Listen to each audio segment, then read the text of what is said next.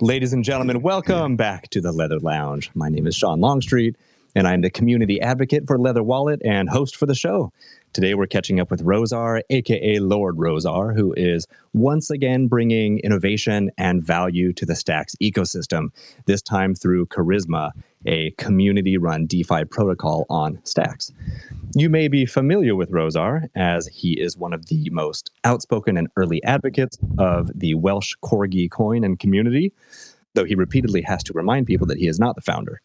He's also an electronic musician and DJ, something that I'm excited to learn more about. But before that, I do want to check in on a few projects and things that happened this week in the Stacks and Bitcoin ecosystems.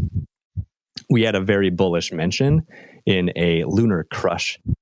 They said, keep an eye on Stacks today. There's a rising share of social activity versus the entire market, accelerating price performance, strong price performance versus Bitcoin, and an increasing trading volume. So that's always good to see from Lunar Crush.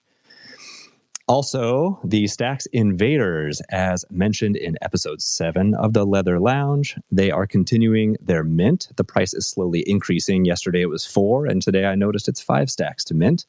This collection was beautifully and brilliantly designed by Ian Banksia, using an innovative form of mints called DMT mints, which not only allow the data to be completely stored on the Stacks blockchain without relying on IPFS, but it also uses information derived from each block to determine variables in the art, like the design and the color.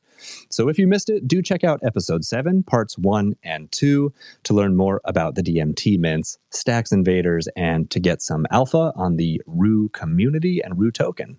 Episode 7 is pinned in the nest as well. Last week, we enjoyed a double feature with Christopher Perceptions of No Code Clarity and Dan Trevino from Boom Wallet. And we learned more about Chris's background as a musician and a producer. We featured one of his songs at the end of the show, and after the show, he released The Ascent as a free mint on Stack. So if you haven't grabbed one yet, please go check that out.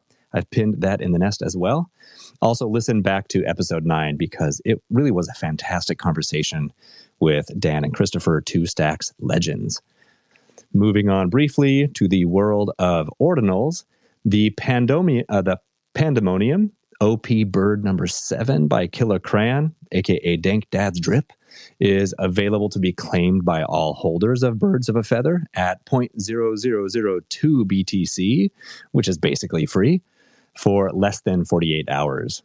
If somehow you missed Birds of a Feather, it's a fantastic community led by the legendary Eli Herf, and it's based around a unique PFP collection by the artist. In addition to collecting the great art, which of course is and always will be on Bitcoin, there's some utility there as well. So anyone holding a Birds of a Feather PFP can connect their wallet to ordigallery.com to view their ordinals gallery. The Pandemonium continues to bring new art on Bitcoin by partnering with artists like Killer Crayon to make derivatives that can only be claimed by Birds of a Feather PFP holders. Previous collaborators include Claire Von Savage, Weasley Grizzly, Wax Bones, and more. So check out their pinned tweet in the nest as well. And with that, I would like to say hello to Rozar. Rozar, welcome to the lounge. Hey, thanks for inviting me. It's nice to be here. It's good to have you, man. Yeah, this is our 10th episode. It's kind of special for us. We are now in our second season, the summer season. I've learned a ton from the show. And we've really just grown as a show. We've had fantastic guests, not only from Stacks, but the Bitcoin ecosystem as well. So I and everyone else, we're just learning so much here. So it's been fantastic. So let's dig into your background. Could you please introduce yourself and also tell us your background as it relates to the Stacks ecosystem? Sure. So most of you know me. I see a bunch of friends in the audience. I'm Rozar. My background, I went to school for software engineering, graduated, been working in the industry for a little over a decade. I think at the tail end of that, I started to do more freelance and working for myself more. I think I just naturally tend to be, like to walk my own road and like do my own things. And I just found it's a better fit. Before that, I was working with startups a lot, and I like the fast pace. I like the impact you can have in that sort of work environment. And obviously, like, you get a lot of that in Web3 here in crypto. It's like, it is what you make of it. You know what I mean? Yeah. So yeah, and then I mean, now I'm doing this full time, just building things and working with people, and it's been amazing. As far as like music and production goes, I got into, I think, like a year or two out of university. I started getting to the live music scene. I kind of fell in love with it, um, especially electronic music. And shortly after that, I started like producing my own music, and a year later, I started playing for people live. And really, it's just like outside of Web3 and the stuff I'm doing, for work and making a living. Like, that's like 100% my biggest passion. Like, if I'm ever offline for a little bit, it's probably because I'm going to see music live, and that's the way. Those are vacations for me. That's the way I decompress. And like, it really just, like, I don't know, it keeps the spark alive. It keeps me inspired. Like, what I hear these artists do is just like, every time I go, it completely changes the way I see art, and just makes, it just inspires me. I don't know, encourages me to do other things, and makes me excited for life. I don't know how else to put it. Yeah, well said. Well, I was going to save this question for later, but since we're talking about music, what are you listening to right now? Like, what's on your radar? What have been like some of your top 5 artists in the last decade or so? Well, yeah, I certainly know my top 5, because every time you go to a festival or show, you got to make hard decisions on who you're going to see and who you're not going to see. So I'd say like my favorite artist is Subtronics. I think he's honestly the best producer like alive right now. Like, what he does is like, it's hard to describe. Like, you just have to see it live. It's like, I don't know. It's just like, there's nothing else like it. It makes you feel emotions. Like, to me, I think of music's a language. Like, you can have a song that describes a feeling, and there's not English words for it. It's just like, that's a song. It's just like, that's that experience in your life. It just makes sense for that thing. And like, the music, when music has no lyrics, it still has a mood. You could listen to classical music, and this is like sad classical music. This is happy classical music. Electronic music takes that to another level, where it's like, you're no longer bound by physical instruments. It's just sound, and yet sound can create these feelings, and he can create these feelings that are so complex and like specific, yet that's just how this, when you have complex feelings, you need complex music to explain it. And I don't know, it just, you feel a certain way. Like, you go from the highest highs to the saddest moments, and then like laughing and crying. It's like all over the map, and it's crazy. I don't know, if you ever have a chance to see him live, do it. My other top favorite artists, in some ways they're both my favorite, but they're just so different. It's hard to compare art. You really can't. You're gonna have to like think of it within different categories. But my other favorite artist is Millennium, who makes like more melodic music. It's less like heavy and intense, but it's just so emotional and like beautiful. And I don't know, it's like, it's one of those artists where it's like, you can't, like, once the song starts playing, you just can't not sing along to it. It's just so amazing and catchy and beautiful. Bunch of favorite artists after that. I could go down a longer list, like Grizz, Zed's Dead, Skrillex's new stuff's incredible. Bunch more, like RL Grime, G Jones, Kaiwachi. Wow. Who else? Yeah, I don't know. We'll start with that. That's a great list, and they're all new to me. It's outside of my world. But I'll tell you, as someone with a background of 17 plus years as a public school music teacher, jazz band, a jazz musician and composer, yeah, you're really speaking my language there. And I love how you articulated this thing about the language of music. And even if no one is trained on the language of music, We see babies; they can have emotional responses to music too. Like it just hits you. There's no translation necessary. It just cuts straight to the core and our feelings. So, yeah, well, it's just something about the human brain. It's just part of like our DNA now, like the pattern recognition, and so, I don't know. Like it's just one of those things. It's like it's a mystery. And people like Subtronics are like pushing and pioneering and innovating in this area where we don't understand. And maybe that's why I like it, because like I like to do the same. I feel like that's what I'm trying to do with Charisma, is like innovate and push the boundaries on what we can do in this space. Well, you wrote the transition yourself right there. So let's talk about Charisma. So give us a brief overview and what's the core mission? It's hard to put it in a box, but I will say the core mission is like just like restore the vision of crypto we had when we got into this. You know what I mean? Like make it exciting, make it not rugs, make it fun, make it like profitable, make it like something you can like, make it sustainable. So Charisma is trying to tackle these big problems in crypto that no one seems to have figured out yet. Like, and it's trying to bring new solutions to the table, better solutions. It's not trying to just do things we've done elsewhere. It's trying to build better things. It's disruptive in nature. And it's also inclusive. It's a DAO. It's permissionless. So these are some of its core principles. How it goes about that to get more like terminology, get a little more like clear here. How that looks is, it's not GameFi, but you could describe it as gamified DeFi, certainly. It's bringing an experience, and it's fun, because like my core thesis is like the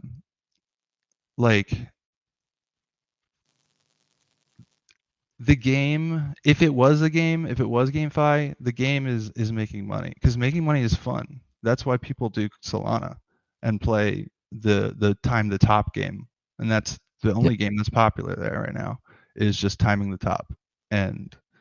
But like I don't think that's healthy for an ecosystem. I don't think it's sustainable. And Charisma is creating new fun ways to grow your wealth, but do it sustainably. Do it in a way that's not leaving behind wreckage of people who are down bad. You know what I mean? Yep. So I'm trying to bring new solutions to the table through Charisma, better ones that could be the exciting thing of this bull run, not just do the same stuff that's, not, I feel like what's like the new, like every cycle there's new exciting things, and so far I don't think we've seen it yet. I mean, certainly Bitcoin L2s is a new exciting thing, but on it, I want to bring new solutions that we haven't seen before, like better solutions, exciting solutions. So I'm constantly trying to push the envelope and do new, innovative, groundbreaking things. A lot of them don't work, but everything's an experiment. You just try things ultimately, and like that's something I learned through music. Like it's really just throwing ideas on a canvas and scrapping what doesn't work. And because the faster you work, if just think less, work faster, throw out stuff that doesn't work, stick with the things that do, and have a good ear to the audience, and don't get stuck in a echo chamber of yourself. So these are some of the things I try to keep in mind as I work. Well, it sounds like you've taken a lot of the principles from your experiences in startup life, meaning like it's okay to make mistakes, move forward. That's how we learn. Try to minimize the fallout of your mistakes, obviously. There's things that go into that. Like there's the waterline principle. Like go fast with things you can reverse. Don't like be careful with things you can't reverse. And then like you apply that principle as like a sort of gradient when you approach higher risk things. Like you can work fast on the front end. You got to work slower on the back end. You got to work super slow on chain. But if it's like an on-chain thing that you can replace and just like migrate to the new one, then like you can go fast with it. So everything is situational, and you just have to understand the pros and cons, the trade-offs, and then approach your workflow with that in mind. That's at least my philosophy. I haven't heard that term before, the waterline principle. Like it. I think it's like an Amazon thing or something. Something Jeff Bezos wrote on the back of a napkin. Yeah, some one of those massive packets they give you before you interview and don't get a job. Nice. Okay, so for new users to Stacks, and they're curious about using your platform, walk them through the steps on how to get the most out of the protocol, how to be educated, how to engage within the community, how does the faucet work, like how can they maximize your protocol? Yeah, I mean, I would say a great way to start is just use the Charisma faucet. Like that was the first feature I built for it that I felt like was a hit. It's just a place you can go and claim free Charisma tokens. And the amount of tokens that's in, so every single block there's a new token. It's similar to Stacks Invaders, actually. And I think, just as a side note, anything that does something every block is a really cool concept to play with in general. Yeah. So I launched this faucet like when I was starting the platform like a year ago. And just every block there's just another token or like some factor of tokens. And the rate at which is spent tokens is like one of the things that the DAO can control. So like if you want to change it, you can submit a proposal and change it. But that's the more advanced level stuff. I would say for beginners, just go and try and use the faucet and try and get some free tokens. Tell us more about the DAO functionality. How will that work, and how does the token play into governance? Sure. So the DAO is built on the Executor DAO template. So it's like an open source DAO template. It's on GitHub. I think it was made by someone. Yeah, it was made by like a core dev, and it's well tested. It's the same DAO that I think Alex uses behind the scenes for a lot of their initial things. I know the Alex token it uses the governance token contract. The Charisma token uses the governance token contract. And the way the DAO works, I'll just do the quick version, is the first contract is the Executor DAO. And for Charisma, I changed the name to the Dungeon Master because I think that's fun and cool. I don't know. But yeah, so that's the core contract, and it basically keeps track of extensions. And what are extensions are basically like once you have the core DAO deployed, you can create new contracts, and you can make them extensions by them conforming to this like SIP or this trait interface. And then you can vote, and then when there enables extensions, they can basically, it's sort of like they can access private APIs in your contract infrastructure. So you have the Executor DAO, which keeps track of like who is part of the DAO and who's not. The next thing is the governance token, and then the next contract is the concept of voting, which is using the governance token to vote for against proposals, and then there's a contract for proposal submission and execution. So like the way proposals work is you deploy a contract and then you use the submission proposal contract to basically like submit it for vote, and then use the voting contract to vote on it. And then when the vote concludes, you can use the submission proposal or contract submission to execute it, and then the core DAO basically like loads it and runs it. And so it gets this like admin level control flow where it can like execute the contract and then do anything. And anything is usually like making more things extensions. And when things are extensions, then they can also do anything. So it's like you can basically create contracts and then like give them admin level permissions to do things within the network, this DAO network. So over time, more people can make contracts, people can vote to add them to this DAO. Once they become part of the DAO, they have admin level permission to do more things. And those things can be like mint tokens. So like someone could make a contract to, like give out one token every time someone like burns an NFT or something, like whatever. If they want to have like a trash can contract or something to throw things out. I don't know. But basically like anyone can create a contract, everyone can vote on it, and then once it's part of the DAO, it can do more powerful things. Well, how did you come up with this idea? What was the evolution like, and what are some things that, like some challenges that have come up as you've been making this a reality? Honestly, like the whole project was just sort of like a chain of events from the first project I started here, like the project that made me come to Stacks in the first place.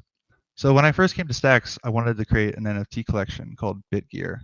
And it's just like, it's kind of like loot. Like it's just like little retro, like 8x8 grid, like little weapons and armor. And I was working on it with some friends. It was fun. But like through the process, I learned clarity. I learned, kind of fell in love with the language. It's very, very fun to work with. Honestly, like working clarity is really nice, and it's not very hard to learn. So I encourage people, if you want to try it, give it a shot.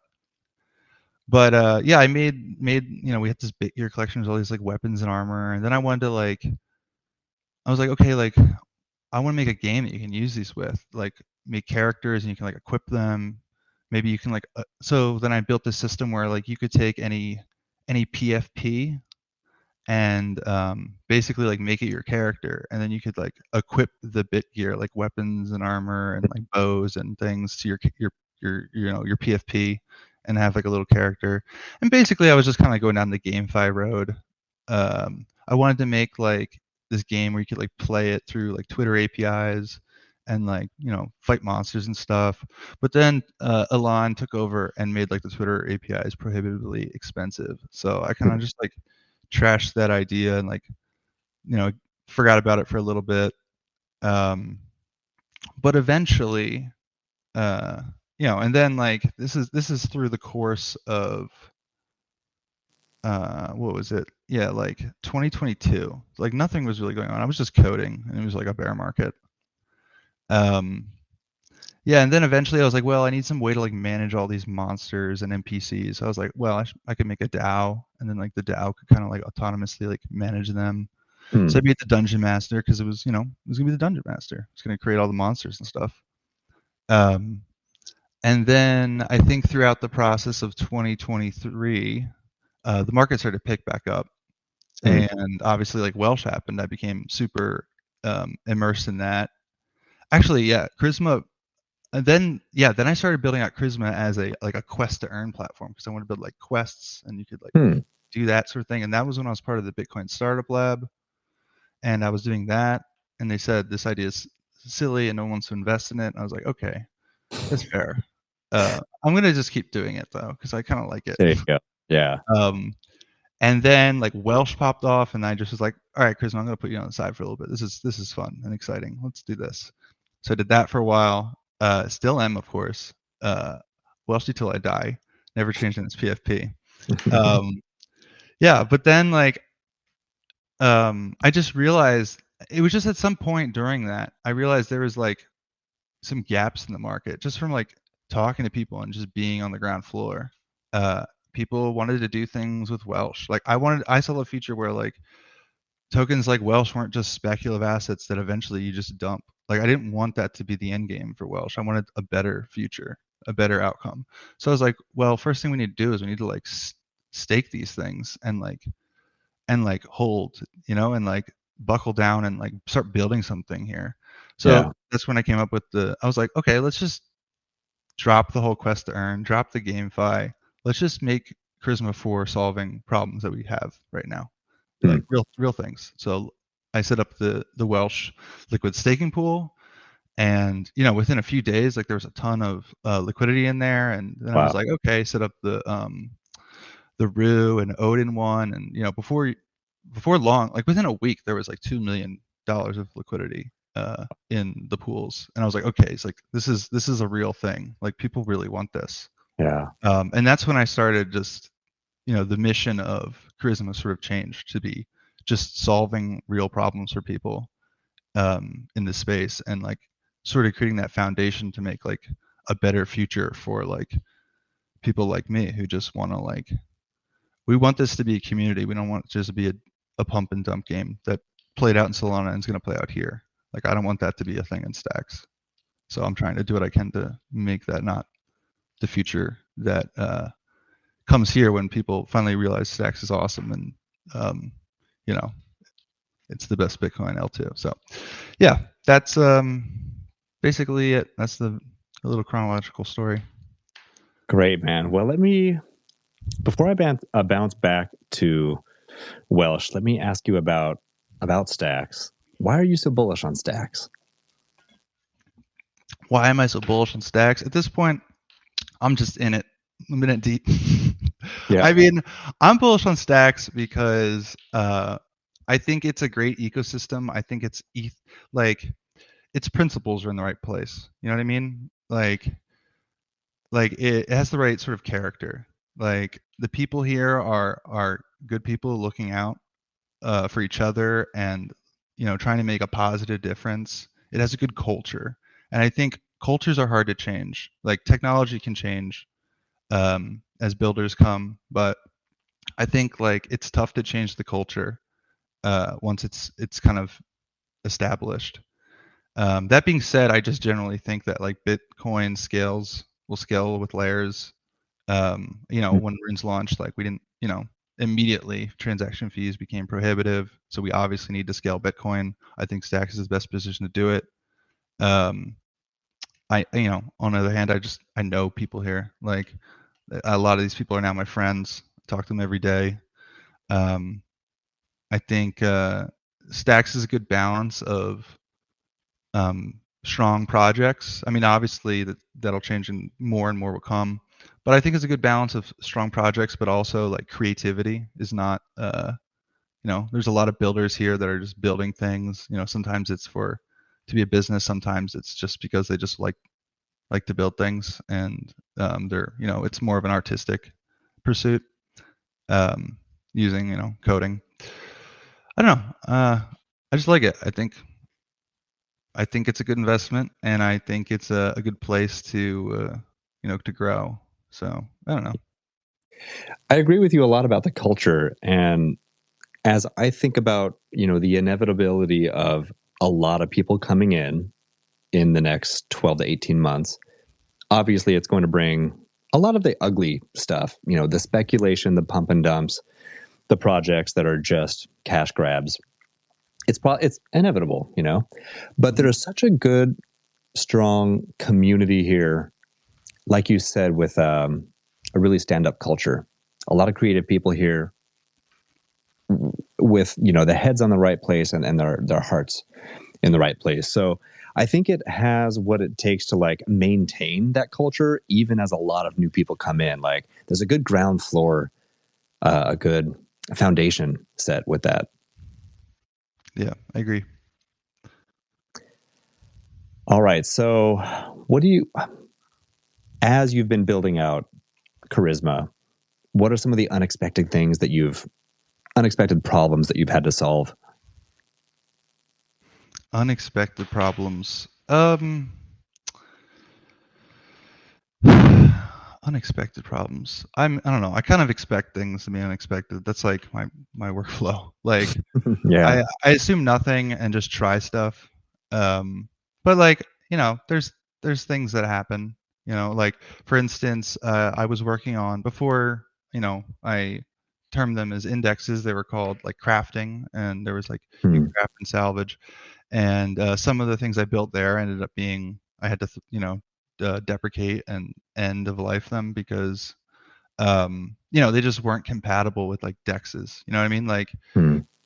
um, basically like as they transferred they like auto deflated, like the supply is like cut almost like a little transfer tax, but since everyone's doing it, it's sort of inflating the creating more value for people who would hold, because I was trying to build a system that incentivized holding over trading. This is Mhm. going back to me solving trying I was trying to figure out a way to solve the problem of like how do we make more sense to hold than to just sell and then like chase a new microcap.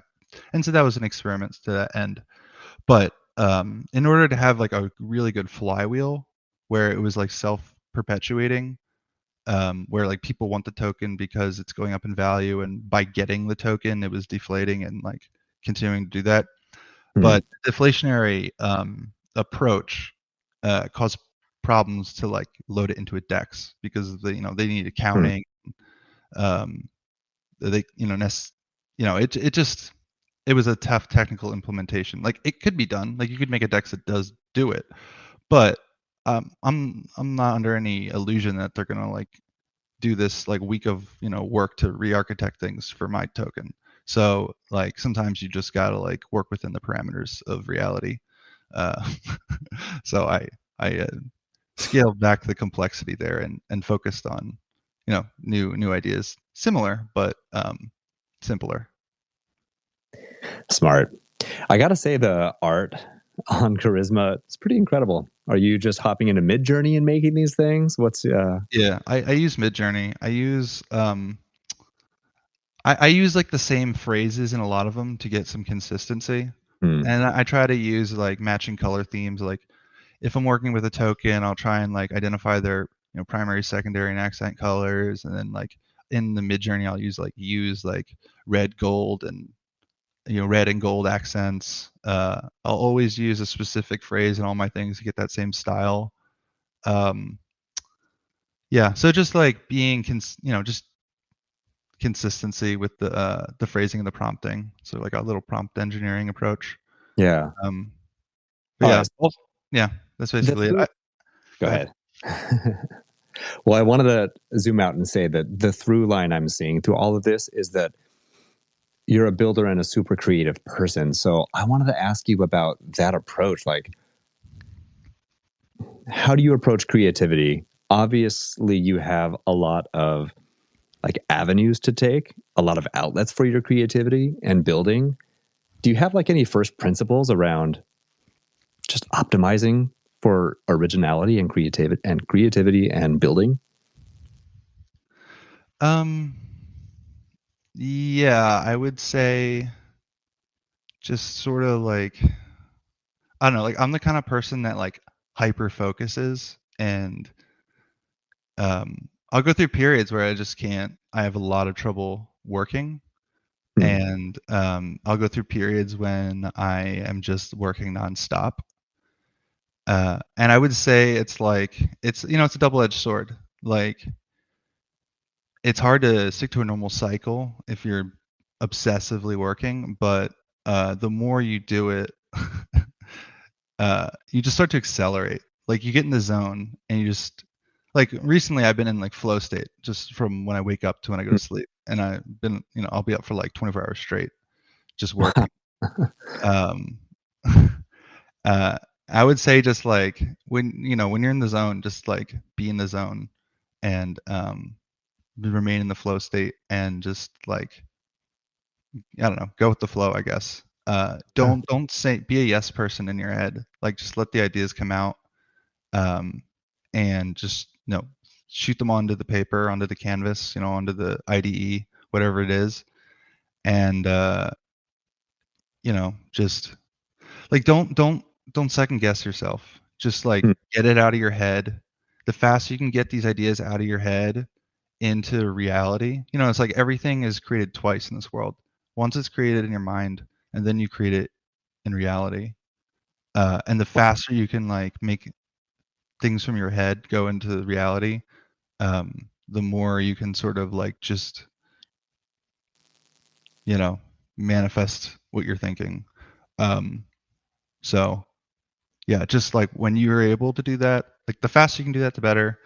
And when you're able to do that, just let it happen and just just go with it. Sometimes like you try something, it doesn't work, throw it out. Talk to people, come up with new ideas, just keep it going. Yeah. If you catch the wave, don't jump off early. Ride it. Yeah. It reminds me of one thing I've been thinking about more recently is the 4 burners principle, right? Where you can't like turn on the gas at max on all 4 burners. If it, family and friends, career, personal creativity, your health, you can't go max all the time. Like you got to dial a 1 back if you want to gas up something else more. And then on the flip side, I've been thinking about the seasonality of things, how say with projects like you're building out Charisma, it's kind of seasonal. Like for a chunk of time, you're going to hyper focus on one thing, and maybe burn that like career burner. And I know a lot of people like they have burnout, where they let themselves go physically they make sacrifices to their personal lives or their maybe even with family and friends. I'm wondering how that ebbs and flows for you as far as not a work-life balance, because I don't think you're the kind of person that works because you're always like playing, building, and having fun. But do you ever find yourself like too far with one burner on? You're like, oh man, I got to go see some people. I have to be social, or I need to go work out more. Like, how do you strike that balance? Yeah, I mean, first on touch on the points you made, like you're absolutely right. Like, being this way, like this is kind of, I feel like this is like an artist archetype where you're just extreme. You know what I mean? And like you make sacrifices in a lot of aspects of your life in order to do that. And I've kind of accepted this is just kind of how I am. And it comes with serious cons. Like I don't think I can like be at a normal job anymore. Like I'm not going to be a good employee. Like I just won't. Like I don't know. Like I can't give it my 100% because I'm just not passionate about it. I just like at this point in my life, I just know what I'm passionate about, and like I don't want to spend any time doing anything but these things. And then that passion changes, but it kind of just bounces between the same few things that I'm passionate about in life nowadays. So yeah, being an artist, being like this, being like a creative person, you're going to make a lot of sacrifices, and they're like tough ones. Like I told my fiance like at least a week or two ago when this started to really pick up and I really started feeling like creative and like productive with the work that's happening right now. I was like, I'm gonna be busy like all week for the next few weeks, just like basically being completely consumed by this. And she understands, and like we'll still like also go out on the weekend or something and hang out with friends, but like for 5 days in a row during a work week, I'll just be waking up, working, interacting with people here in this space, and like just trying to like push this thing forward, this project, with everything I got. And everything else is just going to have to take a back seat because it's like I could do a little bit here and a little bit there, but I'd just rather do something really, really well and put some other things off for a little bit and then just come back to them and do those things really, really well. I mean, if you're gonna like, it's sort of like a focus thing. Like, well, to have the luxury to like strike when the iron is hot, it really is that. It's a luxury to be able to set things aside in a way that allows you to focus deep on something. Yeah, I agree. Like, the one thing I think most people learn as they get older is like once you get responsibilities, it's really hard to not have them. Like time is so valuable, and it's really hard to get time back. Like once you as you get older, you just become responsible for more and more things, and it's really hard to reverse that process. So like guarding your time becomes like very important, and like I try to as you get older, you get better at saying no and like committing to less things, and because that's important. Like time management is like I would say it's more important what you're not doing than what you are doing. You know what I mean? Because like your time quickly gets eaten up. So preserve that. Guarding your time. You know who's that? This is something that Brandon and I talked about on Good for Bitcoin a few weeks ago. But have you heard Michael Saylor's 10 observations for life? I don't know. I don't think so. What are they? They're pretty solid. I'm going to read through them right now.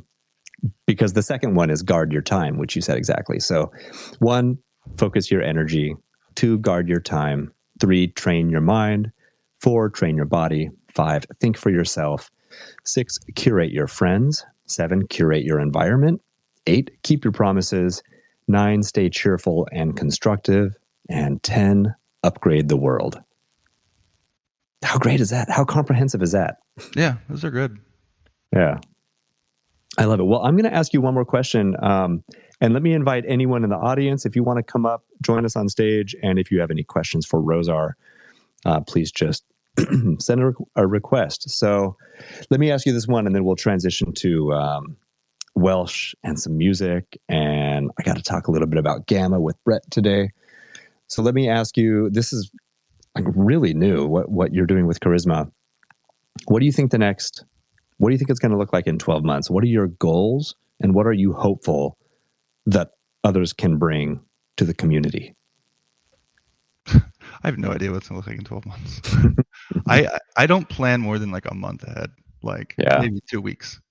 I just think, what's the next step? You know what I mean? It's like a strategy game. Like, you can't plan. Mm-hmm.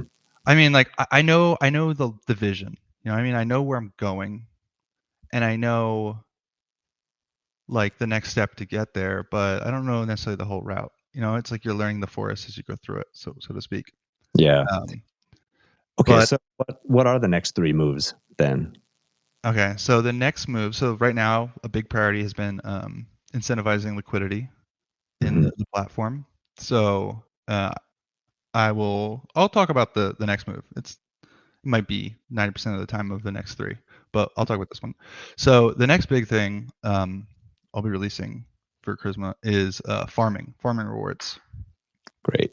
So I'm really, really excited about this because I think it is a massive innovation leap above what the way farming rewards work now on other DeFi protocols, like Alex and Valar. I think it's like going to be a big step forward as far as like how that's implemented. And Charisma doesn't have liquidity pools, so we're going to be using the liquidity LP tokens that are created by Valar. This space was downloaded via spacesdown.com. Visit to download your spaces today. Because that's where our liquidity is. So you can take a Valar LP and load it into our farming, and then like you'll get farming rewards. And if there's time, I do want to talk a little bit about why I think it's so cool. Let's hear it. Yeah. Okay, cool. Yeah, I've been geeking out about this, so I'm excited. Okay, so in order to explain it, I had to explain the way farming works now on both these other platforms, which are very good, by the way. So on Alex, you take your LP and you lock it up for 1 to 32 cycles. At which point, like once you lock it up, you have nothing in your wallet that would like let you know that you have something locked up. Like the state is managed inside the contract. That's 1. Number 2, you can't get it out once it's locked. It's stuck there for the duration. 3, I would say the UX is pretty good. You know, like when the epochs are, it's easy to tell when you get your rewards, withdrawal, that stuff. So that's good. But I would say the cons are, there's nothing, you don't like know where it is once it's locked up. It's sort of just like you got to remember that it's there. 2, you can't get it out. Okay, so we'll move to Valar now. With Valar, it's still kind of gone. Like you don't know where it is. But you can get it out when you want. You can withdraw it. But I would say it's a little unclear, like where the epochs are, like when they start and stop, and like how long you have to wait and that sort of thing. But yeah, otherwise with withdrawing, they're pretty good. Like you can select multiple, like Alex, you just kind of get all your epochs at once or your rewards at once. The other one you can selectively choose, so you get the flexibility there. Right. Okay, so that's how they both work. And so I think what we're going to do with Charisma is going to like do all of those things and do some cool things that no one can do yet. So one more contextual thing here. Okay, so everyone knows fungible tokens and non-fungible tokens. Like fungible tokens, just get a baseline here, are things like coins, money. Like they all are the same, for the most part. They're divisible. You can swap 1 for 1, doesn't matter. NFTs, things like art or people, like you can't just exchange them. You can't swap a baby with another baby. They're not the same like that. But one thing in stacks that hasn't got a lot of attention, I don't know if it's really implemented anywhere yet, is SIP13, which is semi-fungible tokens. And if you want to have a mental model for semi-fungible tokens, it's like an inventory, or like a toolbox, or like a team. Like it has a bunch of different things in it, and those things can have any amount of them. So like a toolbox would have like 100 screws, 200 nails, 50 bolts, that sort of thing. A team could have like 10 engineers, 5 product managers, or 2 product managers. 5's too many, and like 1 CEO. Yeah. So what I'll be doing is using a semi-fungible token for the farm. And what you can do is you can take, and it's a wrapping semi-fungible token. So you can take LP from Valar, you can wrap it into the semi-fungible token, and you get these tokens. So it's like liquid staking for farming. So as long as your tokens are the LP is wrapped in this contract, you are actively farming and generating rewards, and you can withdraw them every single block. And then you have this semi-fungible token. So it's non-fungible in the sense that it's differentiated from other LPs, like the Stacks Wrap Charisma LP. SFTs are different from the Wrapped or the Stacks ICC LP. But you can have multiples of them. So you can have 10 of one and 20 of the other.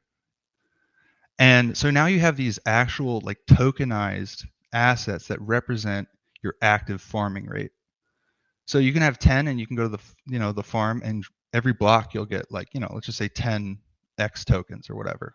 Mm-hmm. And this is where it gets interesting, and it's like different from everywhere else. You can send one of these tokens to your friend, and now they are farming. Or you can send it to any wallet. You can send it to anywhere. You have a tangible share of farming now. Wow. And so in the Charisma way, we're going to charismify it and make it fun and gamey and silly. I want to make them like creatures. So it's like they're like little farmers. It's not a farm, it's a farmer. It's like a little, so like every meme coin can have their own little like characters. Like Pepe's will be little bodyguards. The Welsh Corgis are obviously going to be Corgi soldiers. Oh my god. For Charisma, I'm probably just going to use like farmer, keep it basic. Uh-huh. But you can have these little things, and they are just like working for you. You can give them to someone, they'll start working for them. So that's why I think this is really cool. I think it just, I don't know, I think it's a step forward for how farming works. How farming can work. Yeah. Man, that's exciting. Yeah. Brilliant. I like how you talked about SIP13 being semi-fungible. I don't hear people talking about that a lot. We did have some people jump on stage. Does anyone want to ask Rozar some questions? Hi, JJ.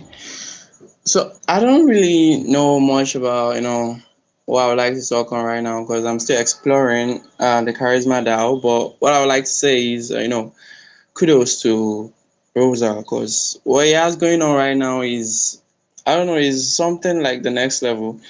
I'm much of an older myself, because I really don't see the point in, just trading. I don't know how to trade a lot, but the fact that I could now hold without, the fear of being dumped on, that's something that I don't know. I would say is innovative. Like, it's new. It's something so crazy, and I was amazed. What he did with the IQC was something, I don't know, something next level. I mean, if all projects start doing that, the amount of dumps they will be seeing will reduce drastically. So that's a new solution that is amazing, actually.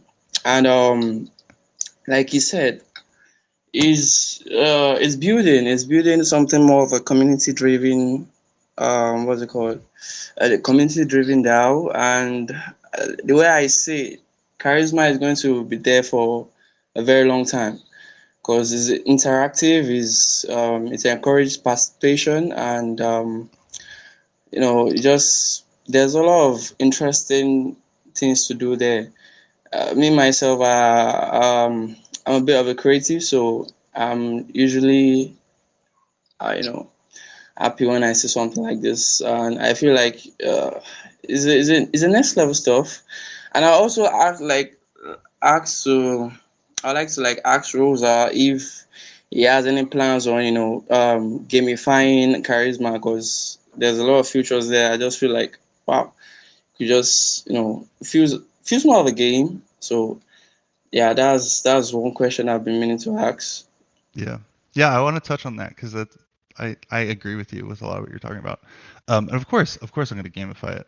Like, why can't DeFi be like amazing and fun?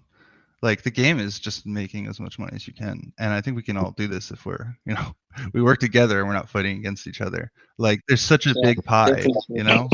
like Stacks is a small ecosystem in the small ecosystem that is crypto already. So like, there's just so much to gain if we work together. And like, I don't know, like, I like doing things differently just because I like to be unique, but also like, I think it's helpful to challenge these notions of like, just because something was done this way, why can't it be done better a different way? And exploring that area and trying to find truly the best solutions. So yeah, definitely going to keep gamifying it. I'm going to gamify it in like the things that I've always, that remind me of like fun games I've played. I encourage other people, if you're contributing, like, gamify it in a way in the games that like are fun to you. It's a reflection of all our, experiences and all that. I also wanted to talk about what you said about IQC, because I think a lot of people, like, honestly, I didn't even realize what a breakthrough it was. Like, um, I think there's, It's yeah, like, I think Charisma has had 3 killer features since it's been created. Number 1 was the faucet, because it was like a 0 to 1 thing. Like I just created it, and it just created constant traffic to the website. It created constant attention in a way that was fairly decentralized. It's similar to Stacks Invaders in that way. When I made it a year ago, it was just like people just fighting over the block transaction, and it just it just kind of constantly is going. Um, and another reason it's a killer feature is because I can actually use it to, in a decentralized way, like, clock the whole DAO. Like, I can replace the current faucet with another one that like hits like some sort of like process transactions effect, and then just like runs everything in the DAO, like distributing payments. Like, I don't need any Oracle to like ticket. I can use the faucet to tick the whole system. So that's the first killer feature. Second killer feature was the liquidity pools. Obviously, like, people want to hold and save and like build something. The third one is IQC, honestly. Like, I feel like it's a breakthrough in like how airdrops can work. Because it's like an airdrop that has a rate limiter on how fast it can be cheated, you know what I mean, and dumped. So it enables me to be really, really generous with airdrops, um, without the repercussions of short-term price action. And I've been abusing that. I've been trying to just give it to as many wallets as I can, as many people as I can, yeah. because I want us all to make it together, and like, I want everyone to be able to root for this project. So that's been like amazing. And I'm hoping number 4 is this farming approach. I think it's really cool, and that's what I'm focused on now. So, and I appreciate you saying that. And I hope if if there's Yeah, more things you want to work on, it sounds like you're creative too. Just hop in. Like, team's yeah, growing. definitely. I'm like, I'm planning to like build on stacks later on. When I like get my own, maybe some spare liquidity too. But I just feel like what you got going on is it's crazy, bro. Like, is the next level stuff, and it encourage holding in a way. I mean, you have to stress to like unwrap, and you could just leave it there, and before you know it, your token is actually increasing in value, and so you on the long run you're benefiting. So it encourage holding. It encourages a strong community, if I would say, because you're part of the community. You have to remember that you have the IQC, because there's no reminder for you that you have an IQC somewhere. So you have to follow up with the project. You have to build with the project. You just have to support the project to make it a success. And apart from that, there's a lot of things I could have talked about, but I think that's what caught my attention the most. So I'll just talk about that for now. I appreciate it. Yeah, I'm very excited about it too. I'm glad you share the enthusiasm. Yeah. Thanks for your question, Dorian. I'm going to check in real quick with Brett. Now it's early in the morning for Brett, so he's just waking up. So he's going to send me he has sent me a recording here. We try to check in with Gamma every week, and then when we come back, we can take some more questions, talk about some music. But yeah, let me check in with Brett right now from Gamma. Brett, fill us in. Hello there, Leather Lounge. Welcome to another Gamma Corner. I believe it's number 4. Thank you again, Longstreet, for having me on. It's Brett here, or Eli Herf, as some of you may know, Head of Community Growth at Gamma. Hope you're having a wonderful space. A little bit of a rundown of what's been going on in the wonderful world of Bitcoin ordinals and Stacks NFTs. You might have seen that Gamma Summer Pass holders have had access to a wonderful and creative mint by Amber Victoria, who a lot of you might know from 2021 days, really becoming quite popular on ETH, and now a Gamma partner artist and with some beautiful work on Bitcoin. So all Gamma all Gamma Summer Pass holders have been able to access the flowers drop by Amber, which has been really lovely to see. That's ticking over 1,100 mints now. So that's almost 50% of Summer Pass holders who have claimed, which is really cool to see. We've had some incredible generative art or creative coding on Bitcoin lately, with the recent drop by Andrea Belloni called Fluid Geometry, really worth checking out at an affordable price range and for a very high quality generative artist. What has been happening in the wonderful world of Stacks NFTs? We've seen Leo and Pepe coins are both T's PFP collections. The Mojo collection by the Stacks Foundation is still dominating the charts, sitting on top.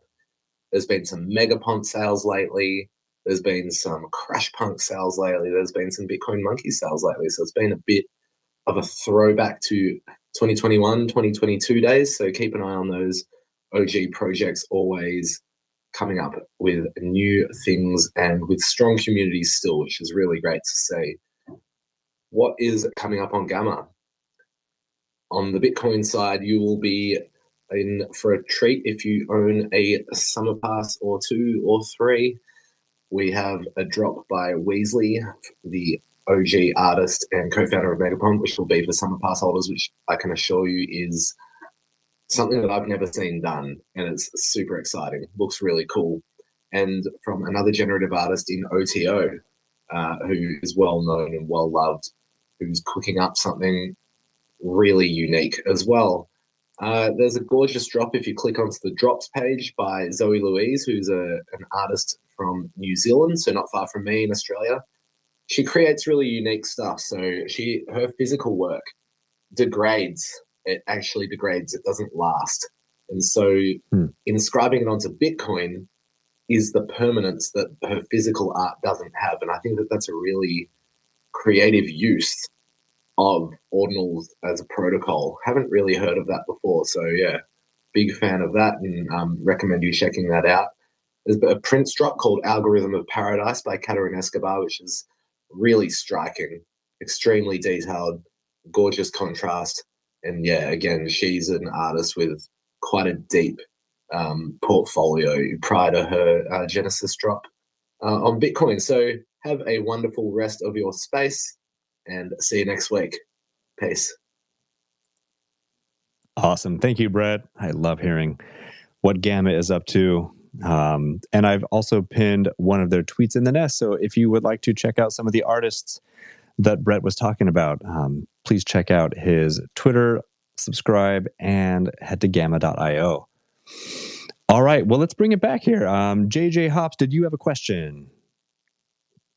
Hey, what's going on, guys? It's been a bit. I've been away dealing with life and finally getting back to a spot where I can start looking at all this. And I'm amazed, Rozar, what you've been building, man. I just was on the site in more depth, and I'm just like, gosh, there's stuff everywhere.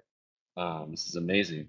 I guess my question right now, and you'll see I'm in the on X here in Discord asking questions. So I guess without getting into financial advice, Rozar, you personally, like, say you came into some extra liquidity that you wanted to put somewhere, where might be your focus? Anything like in particular that has like a higher yield or more flexibility, or they're all great and it's just like different people are building different things? Anything you could share? Yeah, sure. So, I'll just share what I'm doing. Uh, it's not necessarily like what everyone should do because it's like I feel like I'm more of like a risk on sort of person. But like a while back, I posted my article about how I was going like all in on Welsh, and so basically I consolidated a lot of my portfolio. Not like 100%. I still have stacks too because I want to LP and keep providing like the Welsh stacks LP. So I was doing that.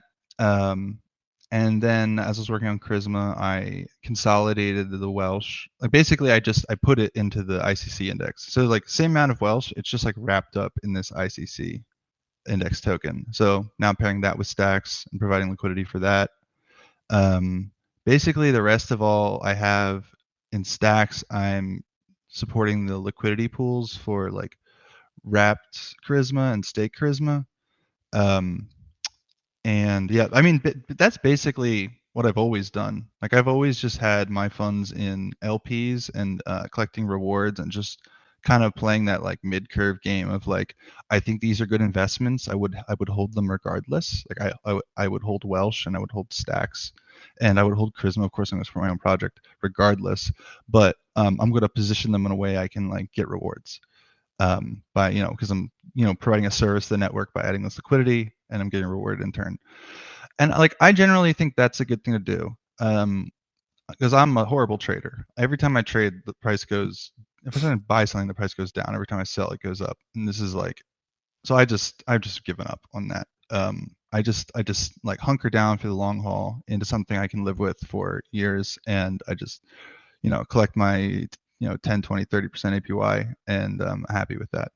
So generally, like I would encourage that. I think it's like a good strategy. It's done well for me. As long as the DEX doesn't get hacked, I think it's pretty great. But yeah, on that topic, Charisma is completely trustless. There's no admin backdoors on anything. As long as you have your seed phrase and private key safe, your funds are safe.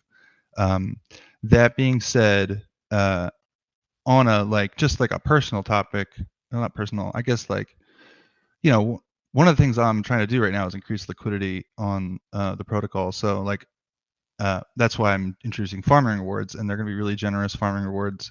So once those are up, I highly recommend looking into them because they are going to be pretty like enticing once initially because there's going to be no liquidity. So take advantage of that.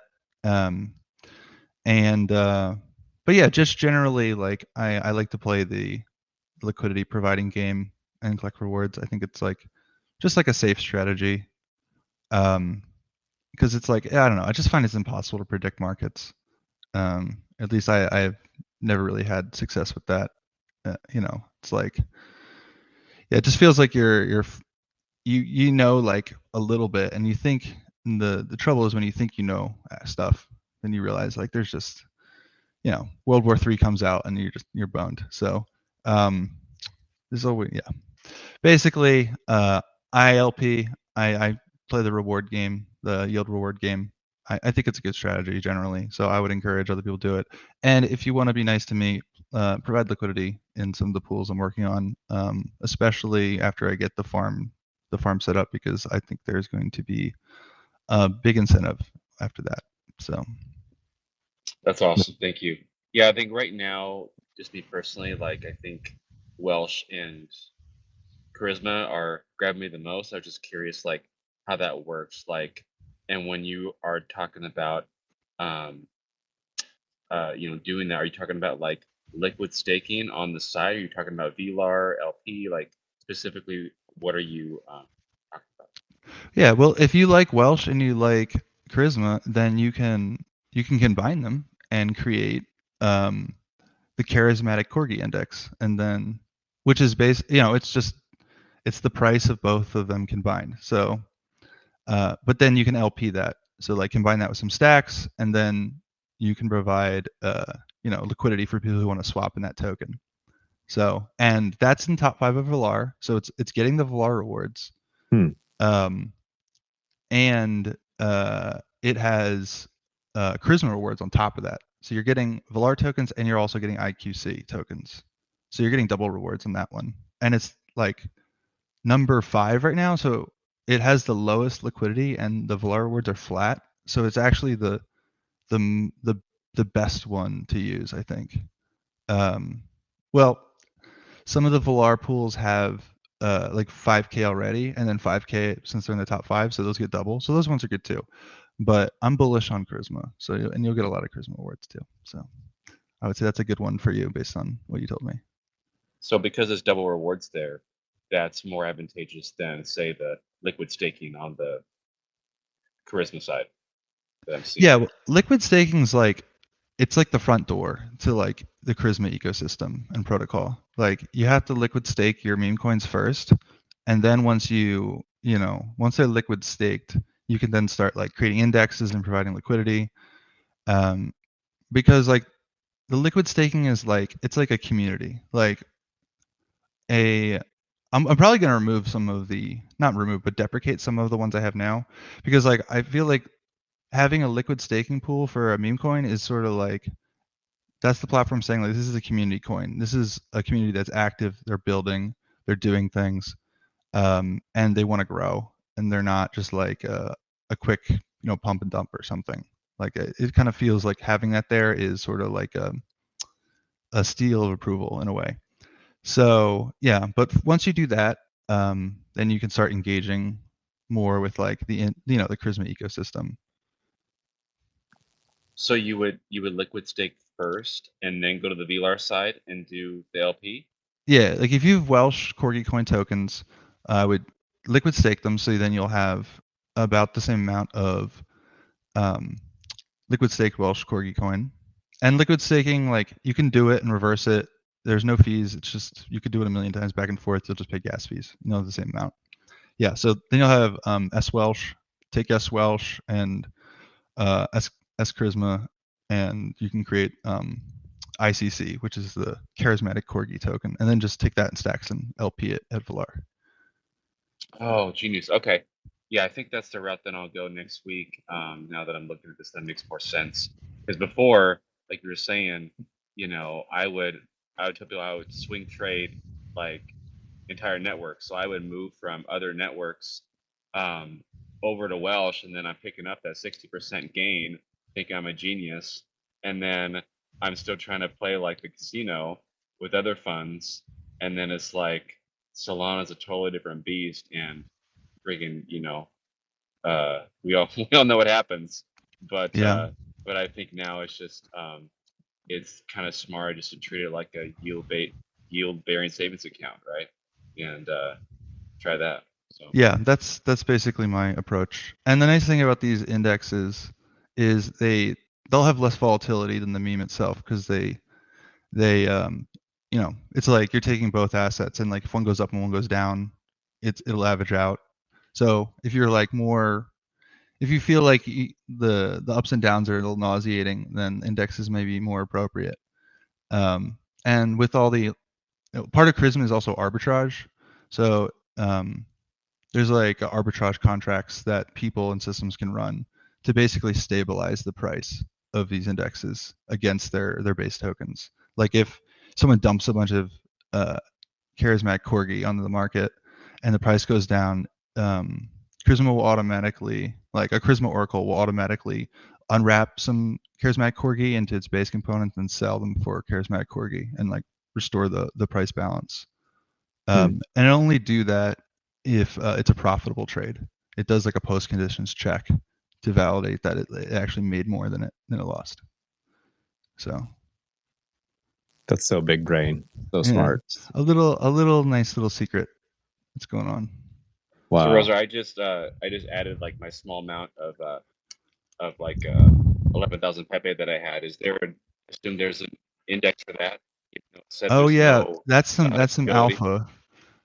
I was just Oh, on the Pepe community call, and it's election year, so there might be a presidential Pepe coming to Charisma.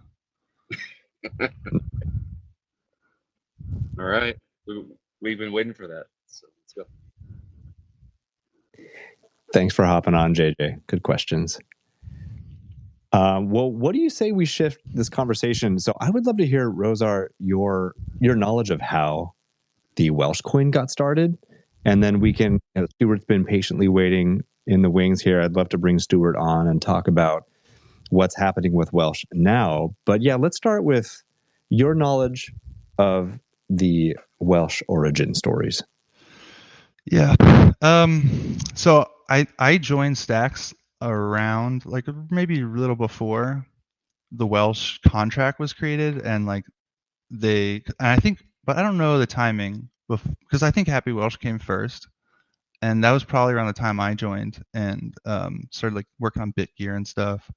I wasn't like I am now. Like now I'm like plugged into the ecosystem. I know what's going on. Then I was not. So I was just kind of like in my own lane, doing my own thing. Just trying to learn Clarity, trying to figure out how mints worked and that sort of stuff. But it launched and happened. I was not aware of it. I didn't become aware of Welsh until like basically like I might have saw it once or twice, but like I didn't become into it until like early 2023. I got pulled into it by like Marty Party and Shawnee Bitcoins, just like random degens who were like trying to acquire it because it was like, it's a Bitcoin dog coin, first Bitcoin dog coin. It was worth like nothing basically. You could buy like millions of tokens for like dollars. And so they were just trying to like buy out the supply and like speculate on it. And I was like, this is a pretty good idea. I'll give it a shot. But like the problem is like so many people in the ecosystem had just so much of it. It's like as soon as it got like up 100 or 200%, like, and this is like 6 zeros of a cent, or or 5 zeros, something like 100 times smaller now. People would just like dump like a billion tokens on you, and it's like, oh, I guess that I wasted my money there. And that was just like an uphill battle. Some people lost interest. I know like a lot of those people just moved on to different ecosystems or like doing degen stuff in other spaces. But I kind of stuck with it. I started like, like I said, I've always been like a yield farmer and like a LP provider. And I was doing that with like Alex and Stacks and just like XBTC and just like, whatever Alex had. I was just trying to like optimize my yield farm all of 2023 because I was like, I'm holding these tokens anyway. Before that, I was stacking my stacks and just like getting the 10%. I was like, wait, I can get like 20% or 25 yield farming. So I started doing that with everything. And then, I had Welsh and I was like, well, I'll pool this stuff too. Might as well. There's like 10% APY on pooling. So I just like kept trying to get more, but then like it kept going down, and then like, I'd put in like I'd have like 2,000, and then like a few months later it'd be like 200. I'd be like, darn, am I wasting my time with this? I don't know. But then like Pepe happened in 2023, and then like people started getting into meme coins again, and then like Bonk happened on Solana in the winter of 2023, and I just felt like there was this like appetite for meme coins that like people were talking about, like that's the last time I don't bridge to a new chain to hop on a meme coin. I was like, maybe people would bridge to Stacks for a meme coin. So I just started this like, I was like, I'm gonna just try and like get everyone to buy Welsh right now. So I just put out a tweet. I was like, if you fuck with Welsh, sorry my language, like DM me or like this message. I'm gonna try and do something. So I made like a little Twitter community, and I did like initial post was like, all right, here's the plan. We're gonna get Welsh to 1 cent by 2025. Like by the end of this bull run, eventually you can get there. Wow.